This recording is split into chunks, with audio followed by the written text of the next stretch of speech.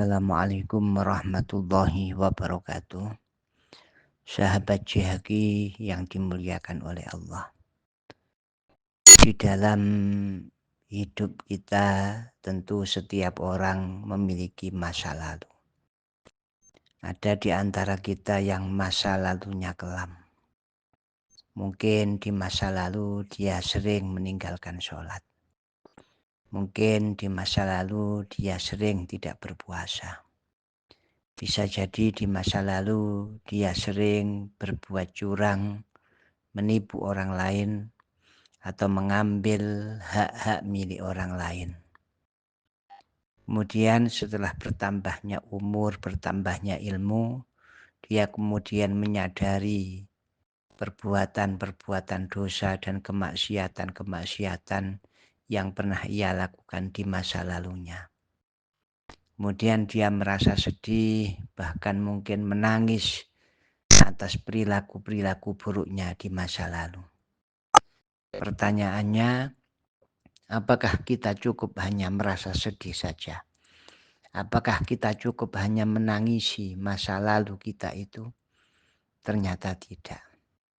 Inilah salah satu yang disindir, dikritik oleh Syekh Ahmad bin Athaillah As-Sakandari di dalam salah satu kalam hikmahnya. Beliau mengatakan al-huznu ala fuqdani ta'ah ma'a adamin nuhudi ilaiha min alamatil ihtirar. Yang artinya kesedihan atas hilangnya suatu ketaatan tanpa disertai dengan kebangkitan untuk mengganti, untuk mengqadha ketaatan-ketaatan tersebut. Yang demikian ini merupakan tanda-tanda ketertipuan. Jadi sedih saja tidak cukup. Menangis saja tidak cukup. Ketika kita di masa lalu sering meninggalkan sholat, maka kesedihan itu harus diteruskan dengan upaya kita untuk mengqadha'i sholat-sholat di masa lalu yang sering kita tinggalkan. Mengqadha'i puasa-puasa kita di masa lalu yang sampai dengan hari ini belum kita bayar, kita sahurkan. Inilah yang perlu kita sadari bersama. Sehingga kesedihan saja, menangis saja tidak cukup. Para ulama mengatakan janganlah kamu tertipu dengan tangisan seseorang. Sesungguhnya saudara-saudaranya Nabi Yusuf, mereka datang menghadap kepada bapaknya di waktu Isya dengan berurai air mata. Tetapi mereka melakukan apa yang mereka lakukan. Saudara-saudaranya Nabi Yusuf ini datang kepada bapaknya dengan uraian air mata, menampakkan kesedihan dan kesusahan. Tetapi mereka mengerjakan apa yang mereka kerjakan. Mereka mendolimi Nabi Yusuf.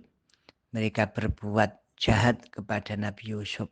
Lalu kemudian mereka akting menampakkan kesedihan, menampakkan air mata di hadapan bapaknya.